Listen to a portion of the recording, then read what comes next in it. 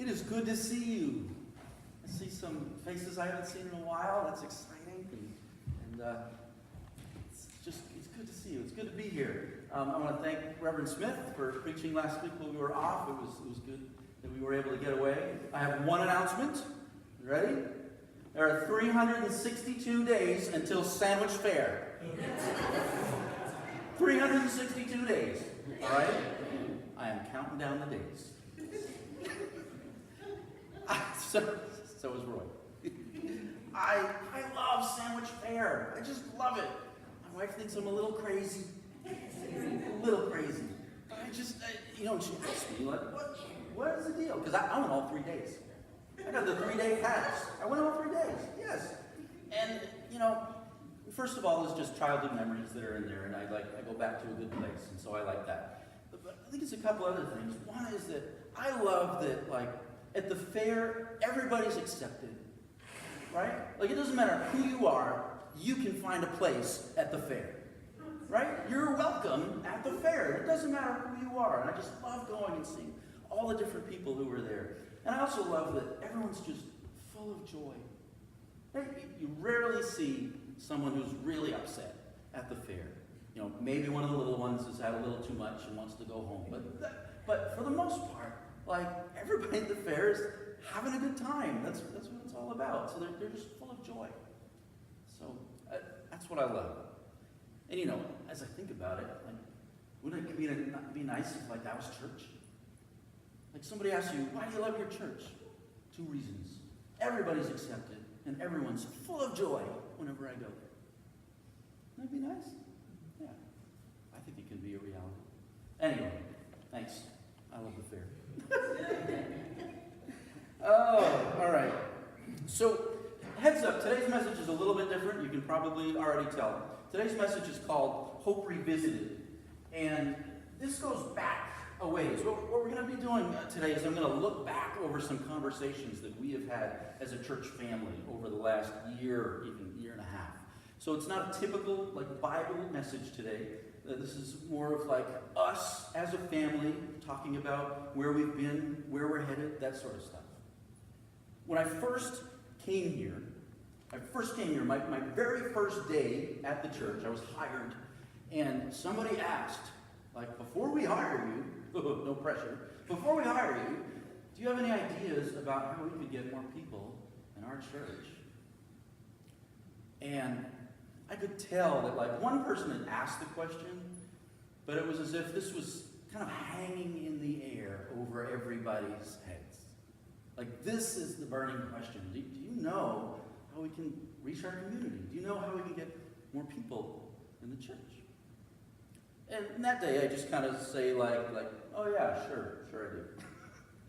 And you hired me. I don't know if you appreciate, maybe you regret that. But over the last year, I've been trying to have conversations about the things that we can do. And we had something called our Hope Sessions last fall when we visited other churches and we had conversations and we made up some goals and I made some recommendations. And so this is Hope Revisited. This is looking back at our Hope Sessions. And I'm going to look over about 8 different things that I had recommended for the church. And we're going to celebrate how far we've come. And we're going to look at things that we still could do. All right? So these are just my recommendations. These are things that you don't have to do, but they're my recommendations. Now, to answer the question, do you know how we can get more people in the church? I would answer it by offering you one fact and then one question. All right? One fact and then one question for you.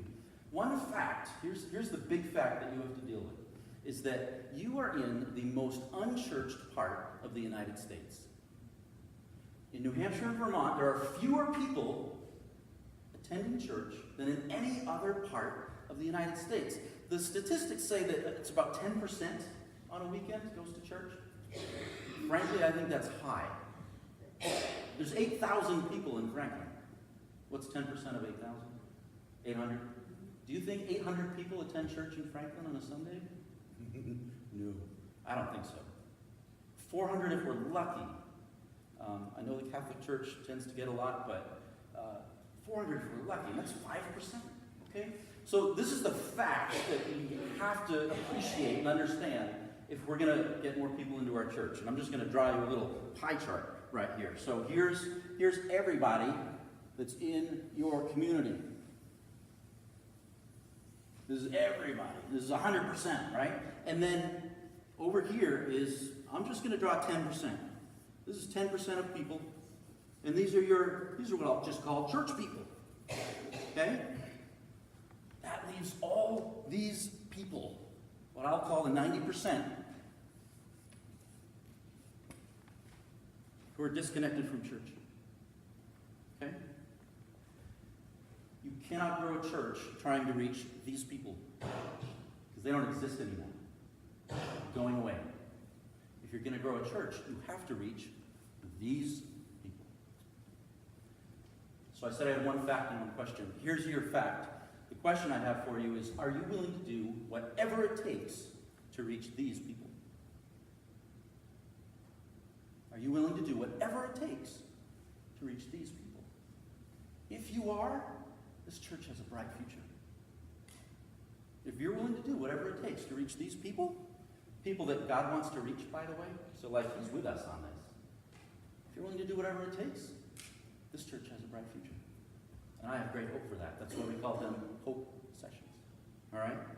So my approach from the first day I came here is I looked at everything in the church and I said, all right, are we doing things to reach these people? Or are we doing things in a way that's going to reach these people? Or are there opportunities of things that we could do, that we could change, that would better help us reach these people? Because growing a church reaching these people is very different than going to church to try to reach church people. Got that? So it's crucial that we understand this. So I was looking around in everything in the church. And I didn't want you to just hear it from me. I wanted you to go visit churches that were reaching these people. Because there are churches in New Hampshire that are growing, they're flourishing. Why? Because they're willing to do whatever it takes to reach the 90%. That's why. They have a whole change in attitude of what they're all about. So you went out, you visited them, we came up with some ideas, we noticed what it was they were doing, and then I made some recommendations. And so I'm just going to go through those 8. We're going to look at them. Once again, this is just me. My recommendations, it's up to you what you want to do, because this is truly your church. Okay? So the first thing that I noticed when I came to the church, something I called a path from parking lot to pew. All right? When I first came to the church, I got lost. I got lost, especially going downstairs. Wow, I got lost. And I noticed that other people were getting lost too. One time, just before service had kind of started, and I was in the kitchen back there, and these new people came in, and their eyes were wide. They looked like deer in headlights, and they said, "We're lost. We don't know where to go. Can you help us?" I was like, "Yeah, okay, I'll bring you in." And then they walked in, which of course meant they were walking in front of everybody, because you were all staring at them. And they didn't come back. Because it was a bad first impression.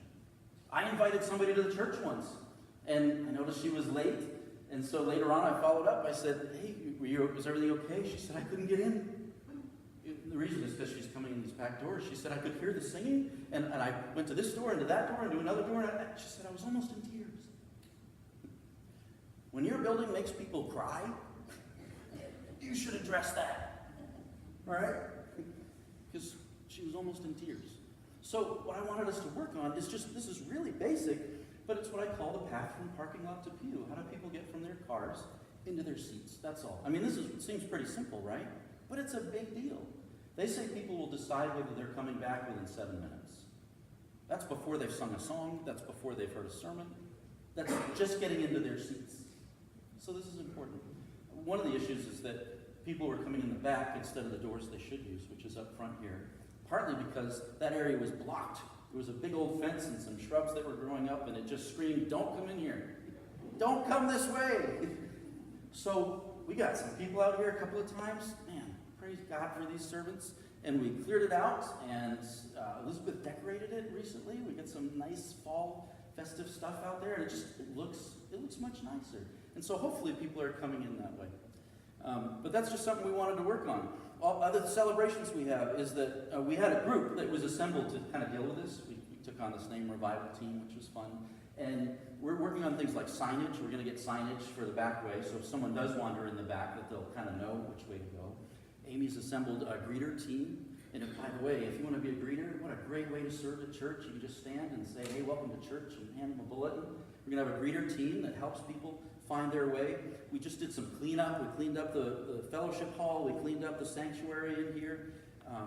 Carlene and her mom, I think, put together the info table. I think it was the two of you, right? Worked on that information table and decorated the front entranceway, so when you walk in, it kind of looks homey and nice. A lot of good stuff has happened to help people get in the right entrance and just have a good experience when they walk in the building. So that's exciting. So I think we have a lot to celebrate in that area, and I would just say let's continue to focus on watching, keeping our eyes open. As somebody new, help them find their way, be a greeter. Yeah, I'm just excited about that. So that, I think we made a lot of headway in that. That was really good. Second thing I noticed was restrooms. Yeah. So here's the thing. These folks kind of have expectations about what restrooms should be like when they go to a public building, right? Like, you think about it, when you go to McDonald's, or you go to Walmart, or you go to some kind of a public building, what kind of restrooms do you see? Spacious, clean, well-stocked. Little sign on the wall that says, hey, if you see any problem in this restroom whatsoever, you tell the manager right away, because we want to deal with it. Restrooms are one of the best ways you can tell people you care. And we just have some struggles in that area. I won't put a picture up of Double Trouble downstairs, but if you heard me talk about Double Trouble last year, it's a restroom that we haven't locked right now, because I think that it could get us into some real trouble if they were open. So we're working on renovating those. We have some other septic stuff that has to be worked on first, but we're going to renovate some bathrooms downstairs. And then upstairs, here's the thing. You really need like a normal handicap accessible bathroom on the main floor. You really do. You really need one. I mean, it's just the age we live in. We have, that funny closet, which is in the back of the kitchen, and it's not the best first impression on people who are used to nice restrooms when they go to other places. So, something to think about. Here's the good news. You have money for it. You have an account that has money for capital improvements. And so we're going to use some of that, for instance, for the bathrooms downstairs, and we could see if we can use any of that for upstairs. I don't know. But you have capital improvement money, and I'd suggest using it, because that's something that's really important. All right. Next thing I talked about last year was the sanctuary. I think this is one of your strongest assets, honestly. The sanctuary as it is. It's a beautiful, large sanctuary. You painted it a few years ago. You have beautiful stained glass windows. The pews are padded, and so they're comfortable to sit in. You have great technology. You have the video. You have the audio stuff. We're broadcasting live on Facebook. Sanctuary it's good. It's good. What I wanted to alert us to is that every environment sends a message. One of the concerns of these people, when you ask them about the church, is that we're living in the past. We're out of touch with today's world. That's what they feel like. I'm not going to go to church and hear answers to my problems, because my problems, I live in today, and the church is living in the past. And sometimes they can feel that way if they go into a place and it just looks old. And so a lot of churches are finding, we need to modernize our sanctuary so we can communicate the message that we live in your world too, where we're living in the present, right? Because the sanctuary sends a message. I'm not saying this is high on your list, but it's happening, and I just want to alert you to it. In one of our recent newsletters from the American Baptist Churches, we saw that First Baptist Church of Hudson giving away their pews.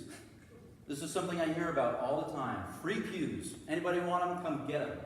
Because they're renovating. They're modernizing their sanctuary so that they can reach people in today's world, so that they can communicate the message that, yes, we are living in today's world.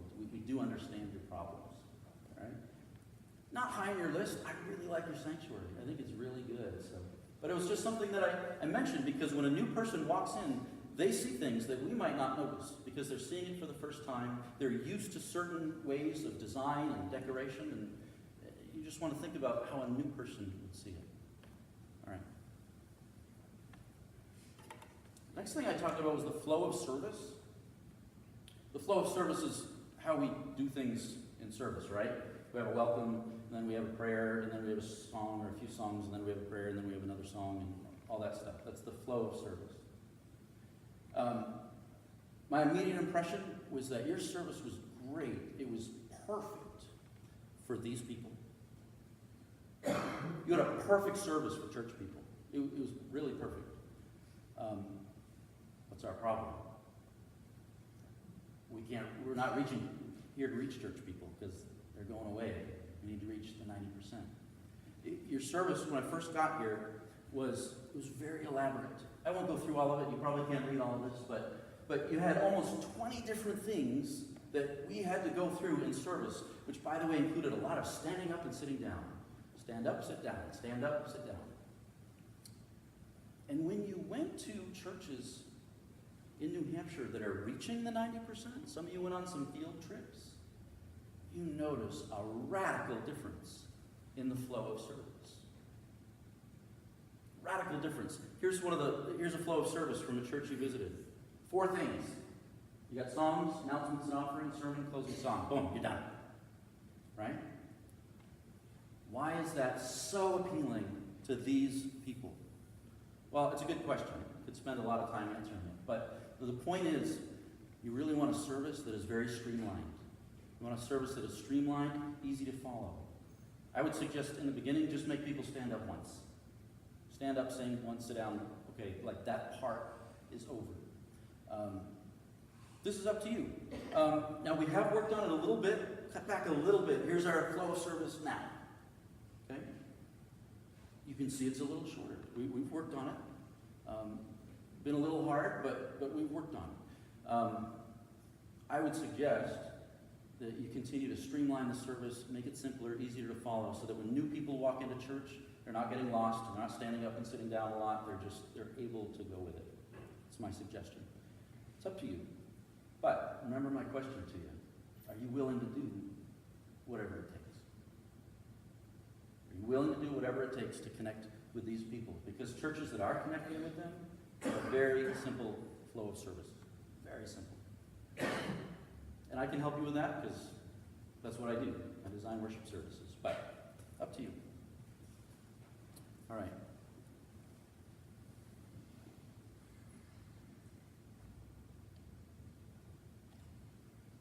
Next is music. And I need mercy here because I know that music is it's a touchy subject for a lot of people. We all have deep emotional connections to music. Now, to celebrate, I will say that I've heard a lot of good feedback about music in the last year. I've been thrilled to be part of the praise team. I am grateful that the praise team has welcomed me and accommodated me being part of that, so I'm just grateful for that. So I've heard good stuff. Every church kind of finds its own identity musically. Every church finds its own identity. So if you notice, we've sort of found an identity musically. Like we have 3 contemporary praise songs up at the top. And then we have a couple of hymns, which are either led on the piano or on the pipe organ that come before and after the sermon. That's kind of our identity. Some new stuff, some old stuff. And, I mean, I think it's great. Barbara plays the organ wonderfully. I said it last year, I'll say it again. Where would you be without Barbara? I mean, gosh, she took on, playing the keyboards and playing the organ when you didn't really have anybody else, so God bless you for that, Barbara. So that identity we have now, little new, little old, all that is great. If all we care about is us, if the question is, how can we be happy? I think we're happy. Would you agree? We're happy. Let me turn the question around. What if our mission isn't to make ourselves happy, but it's to reach these people? So let me make some observations. I'm going to state what I believe are facts. This is not opinion, okay? Fact. First of all, there is no more powerful way that you can connect with these people than through music. The most powerful way you can connect with these people is through music. I think it's more important than preaching. I'll be honest with you. I think it's more important than preaching.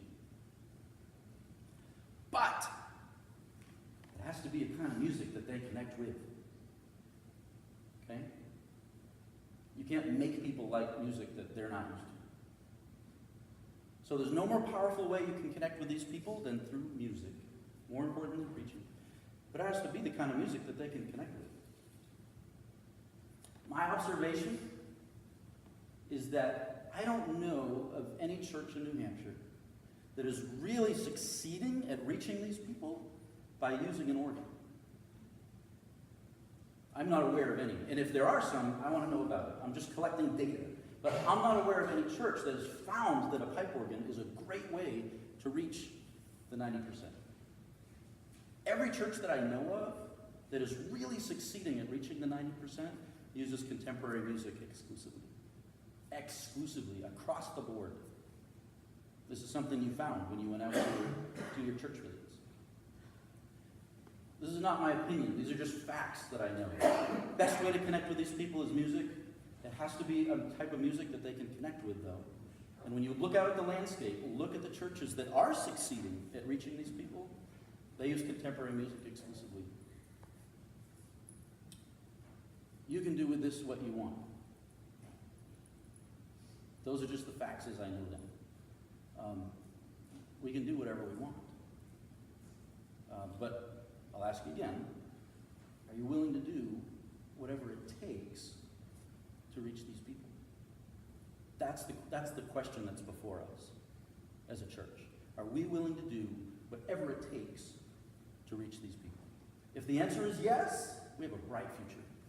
We have a bright future. I think there's great hope for this church if we're willing to do whatever it takes. All right. Next was preaching.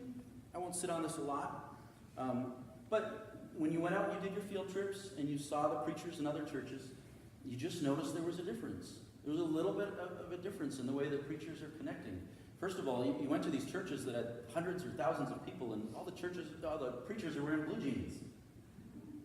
My gosh, what is going on? They're all wearing jeans and like a shirt untucked, right? What is this? You were used to a preacher who either wore a full suit or even a robe. There was a time when preachers wore robes, all right? You also were used to a preacher who stood behind a big wooden pulpit that symbolized God's power and God's strength and God's authority. And these other preachers are just kind of out in the open, real casual. It's little stuff, but there's a reason for it. See, here's the reason. The old style of preaching was all about authority. The preacher was an authority, and he was preaching with God's authority. And so he stood behind a big pulpit that represented God's authority, and he wore clothes that demonstrated high and mighty authority. All these people are suspicious of authority. Police, politicians, priests, pastors, all of them are suspicious of authority. You can no longer connect with these people by being an authority. Instead of looking for authority, people are looking for authenticity. They just want someone who's like normal and like them, who has problems like them and talks like them and dresses like them. They want to make a connection with a regular, down-to-earth person. And so pastors are now dressing like regular, down-to-earth people, and they're not standing behind a big pulpit. They're just out in the crowd making a connection. So that's why. So if you've noticed I've been down here on the floor, that's why. It's not just I don't like the pulpit. I like it fine, but I want to be able to make that connection. And if you see me dressed down a little bit, that's why. It's not just because I'm lazy. It's because I actually want to connect with these people.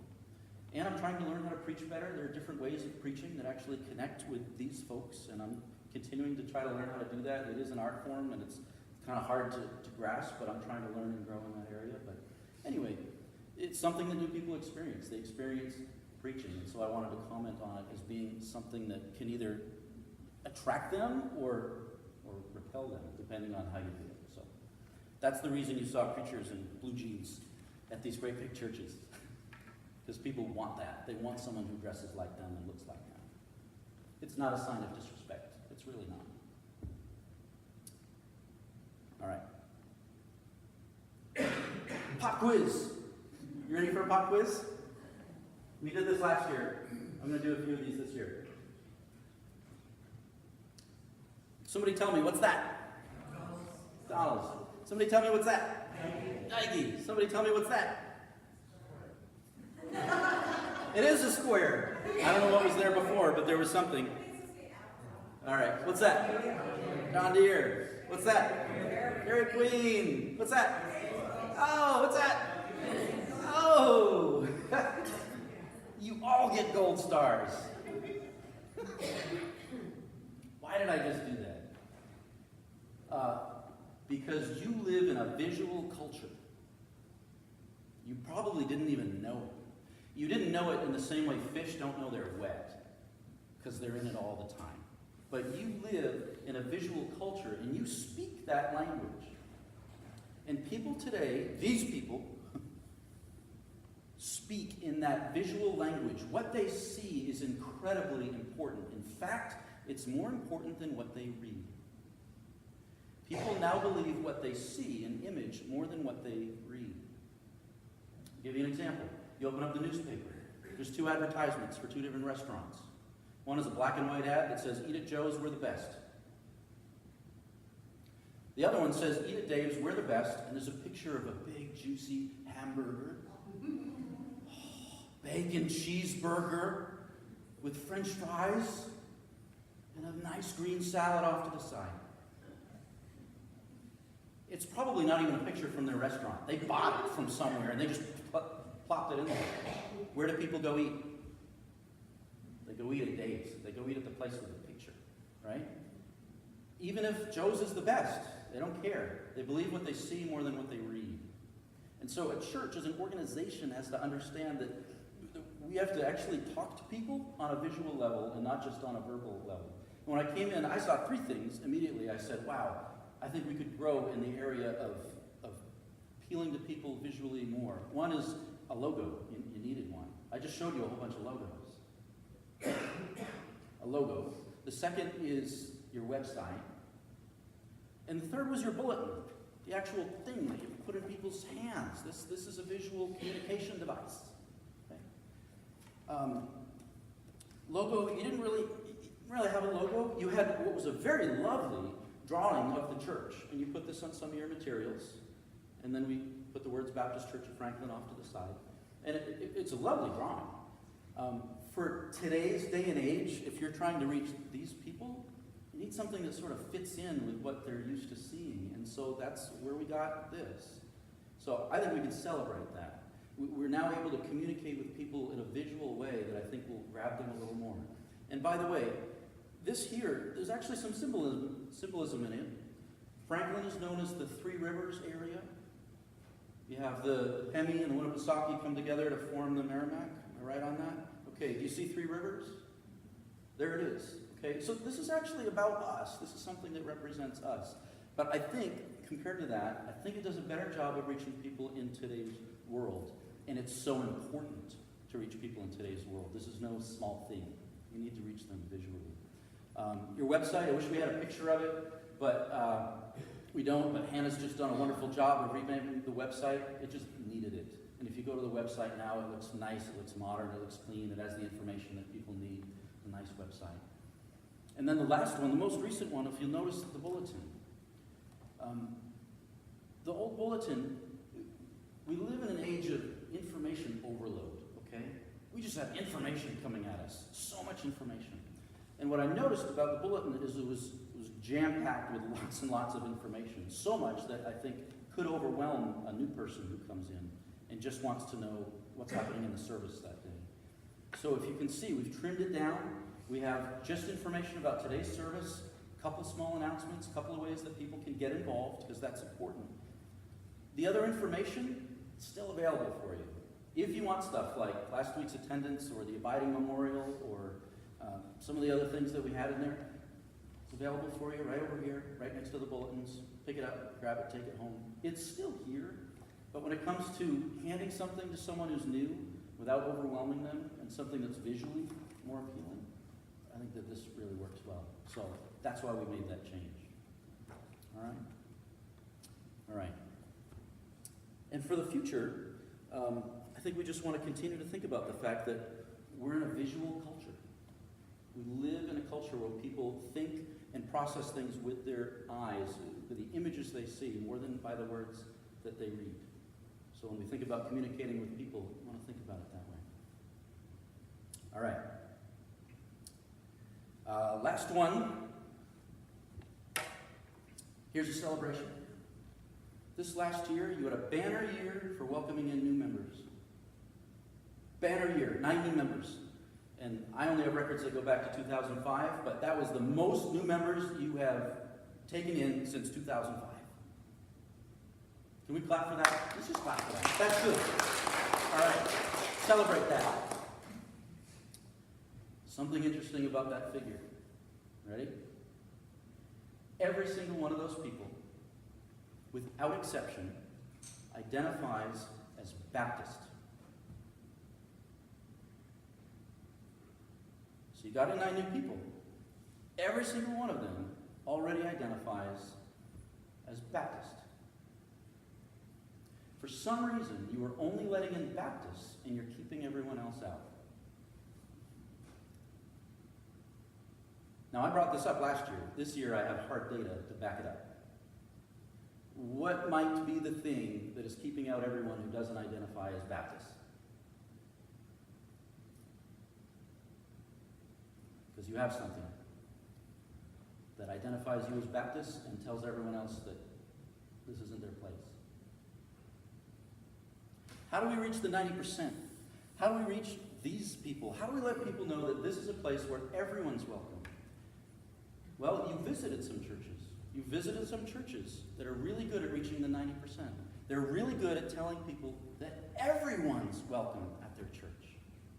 Here's some of the churches you visited, plus a couple others in New Hampshire. Next Level Church, Grace Capital Church, Centerpoint Church, Manchester Christian Church, Bethany Bible Church, Restoration Church. What do you see? Why does everyone feel like they're welcome at these churches? And how come our church only gets Baptists? It's in the name. Absolutely in the name. The name is the first impression. Somebody sees the name, they read it, they process it, and they either say, oh, I'd be welcome there, or no, I wouldn't. None of these people identify as anything. They don't identify as anything. If anything, they're ex-Catholic. Because Franklin is 80% Catholic, and so people might have some Catholic roots in their past, which means that they're suspicious of things that are high church, they're suspicious of institutions, they're suspicious of anything that is specific and particular. They want to go to something general and universal where everyone's welcome and everyone's accepted. So they're going to churches that have names that tell them that everyone's welcome and everyone's accepted. You are losing all these people. You're losing all of them. The only people you're letting in your door is one tiny sliver of this sliver right up here. Wow. Oh my goodness. Think of all the people we could be reaching. Look, these are my recommendations. You can do whatever you want. This is your church. Let me tell you a story. A couple of weeks ago, someone I know visited a church right up the street. I mean, a couple towns over, but up the road. It's an American Baptist church, just like yours. And it's in a town much like yours. And someone I know visited this church, and it wasn't me. I'm not saying someone I know, but really meaning me. But someone I know visited this church. It's a church that a few years ago was on death's door.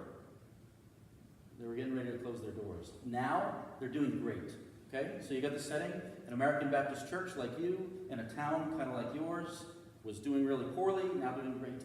And this visitor went up to the pastor afterwards and said, I have to know what's going on, because this person knows me, and said, what is it? What turned your church around? What was the magic bullet? And the pastor immediately said 2 things. He said, oh, that's easy, 2 things. First of all, we changed the music. We went to a completely contemporary service. Second thing is we changed the name. Complete change of music and a change of name turned this church around. It was easy. That was the 2 things.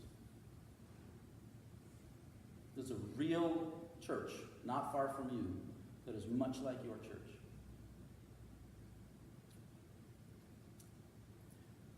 Look, this pastor can tell you what to do. I can tell you the same things. The experts who write the books can tell you the same things. The churches you visited that are growing and are reaching these people. They'll all tell you the exact same things. All of us can tell you the exact same things. There's a point where I just got to stop telling you, because I can only tell you so much. Okay, so I'm not going to beat you over the head with this. It really is up to you. When you go to your doctor, you say, "Doctor, I really want to get healthy. I really want to get in shape." Your doctor tells you what you need to do, what you need to eat, how much you need to exercise, how much you need to sleep. Like, your doctor can tell you what you need to do. At some point, it's up to you to do it. At some point, your doctor can't exercise for you. Your doctor can't eat well for you. So at some point, you have to do it.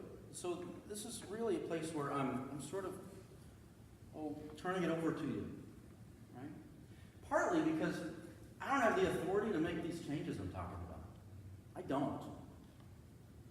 Some churches, the pastor's the boss, and he can do whatever he wants. This isn't that kind of a church. I don't have the authority to do these things. So if you come to me and you say, yeah, Matt, let's do it, let's make these changes, don't come to me like you're wasting your breath and both our time. Because I'll say, yeah, I agree, great. But I can't do anything about it. This is a church that's led by the congregation and also by leaders that you elect. And so you need to speak up. You need to talk to your leaders if you think you want to do this. Because you know where my vote is at, but it's up to you. I'm going to talk about this, how to build a church stuff, how to build a house a little more until Advent. And then in Advent, you're going to see me take a turn.